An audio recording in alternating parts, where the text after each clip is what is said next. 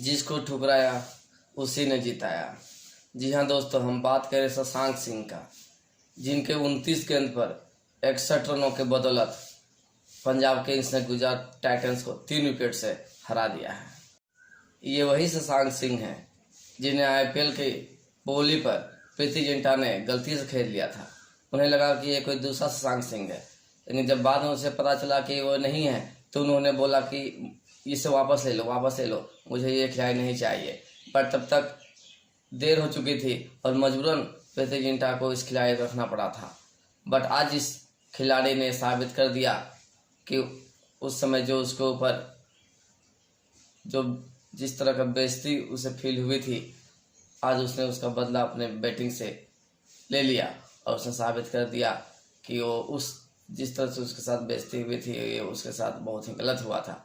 तो क्या आज प्रीति जिंटा उसे माफ़ी मांगेंगी या उसे गले लगाएंगी?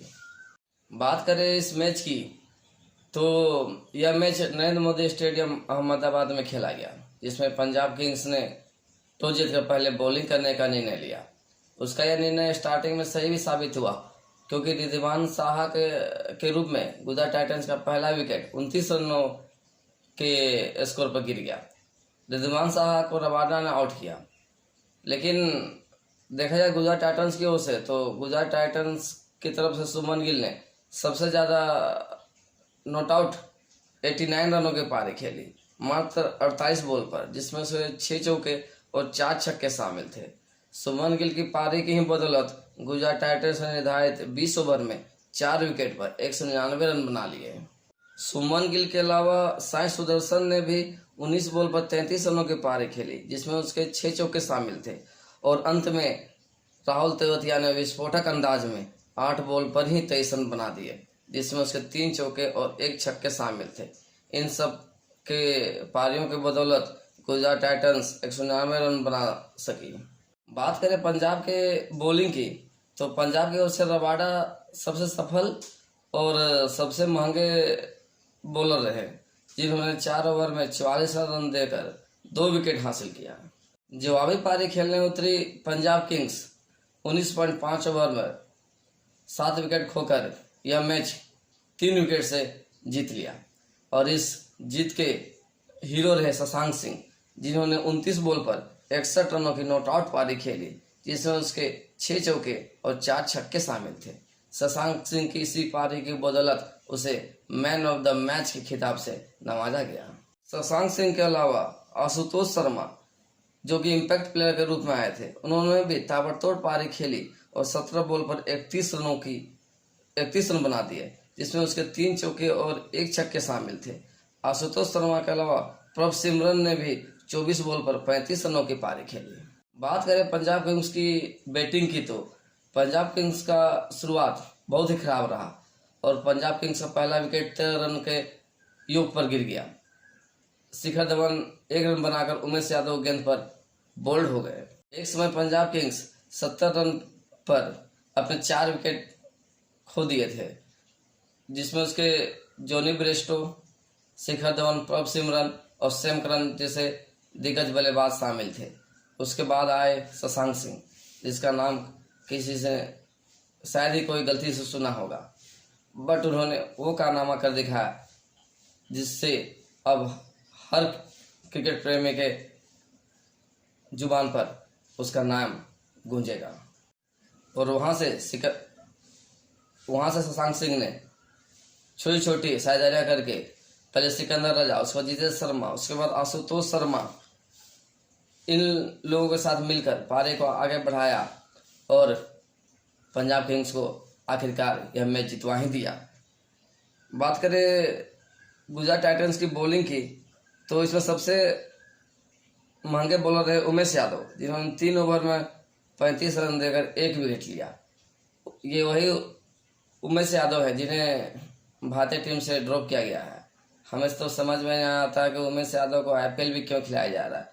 इनका बॉलिंग में ना वो लाइन लेंथ दिखता है ना कुछ। हमें तो समझ में नहीं आता है गुजरात टाइटंस इसे क्यों ढो रही है। ये मोहम्मद शमी के एक तरह से रिप्लेसमेंट के रूप में खेल रहे हैं, लेकिन इनकी बॉलिंग में शुरू से ही हमें वो पैनापन दिखता ही नहीं है, ना लाइन लेंथ का पता चलता है ना कुछ और। बट गुजरात टाइटंस के हार का विलन सिर्फ उमेश यादव ही नहीं रहा, इसमें सबसे बड़ा हाथ रहा राशिद खान, जिस पर गुजरात टाइटंस सबसे ज़्यादा भरोसा था। बट उन्होंने भी अपने 4 ओवर में 40 रन पिटवा दिए और मात्र 1 विकेट हासिल किया।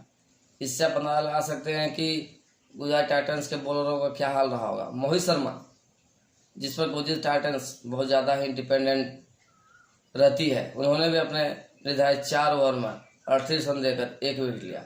और सबसे बड़ी बात यह है कि पंजाब किंग्स को लास्ट 2 ओवर में 25 रनों की जरूरत थी और 19वां ओवर फेंकने के लिए मोहित शर्मा आए।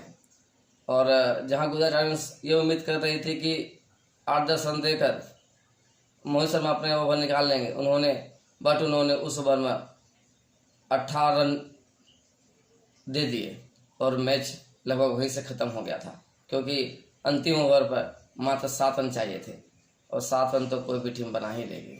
गुजरात टाइटंस के हार की वजह एक सबसे बड़ी वजह उसका फील्डिंग भी रहा, क्योंकि उन्होंने अपने फील्डिंग के दौरान बहुत से कैच ड्रॉप किए, जो अंततः उसके हार का सबसे बड़ा कारण बना। गुजरात टाइटंस को जिस तरह से पंजाब किंग्स ने उसके घर में घुस कर उसे हराया है, ये एक बहुत ही काबिल तारीफ बात है, क्योंकि गुजरात टाइटंस को उसके घर पे हराना किसी भी टीम के लिए बहुत ही मुश्किल है।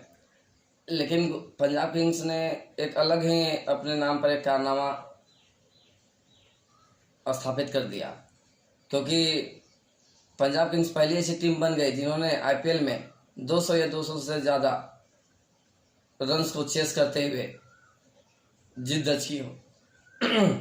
पंजाब किंग्स ने यह कारनामा 6 बार कर दिया है और इसके बाद मुंबई इंडियंस आते हैं जिन्होंने 5 बार यह कारनामा किया है।